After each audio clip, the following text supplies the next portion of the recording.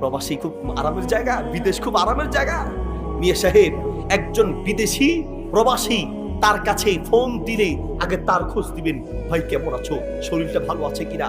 কারণ একজন প্রবাসীর সবচেয়ে বড় অভাব, ঠিক আছে টাকার তার অভাব নাই, সুন্দর জায়গা পরিদর্শনের তার অভাব নাই, কিন্তু সবচেয়ে বড় অভাব মায়ার অভাব, ভালোবাসার অভাব, আন্তরিকতার অভাব, ঠিক কিনা। অসুস্থ হলে পরে সেই প্রবাসী লোকটাকে একটু মাথায় পানি দেওয়ার লোকটা খুঁজে পাওয়া যায় না। বহু প্রবাসীর জীবন এমন কেটেছে, সামান্য জ্বর হয়েছে, সেই জ্বরে একটু পানিটা নিয়ে খাবে সেই ব্যবস্থা হয় নাই। যে ঘরে ছিল একা, সেই ঘরে রাস্তা পচে দুর্গন্ধ বের হয়েছে, তারপরে মানুষ বুঝতে পেরেছে যে এই ঘরে একটা মানুষ মারা গিয়েছে, ঠিক কিনা। কাউকে যে বলবে সেই লোকটা খুঁজে পায় না।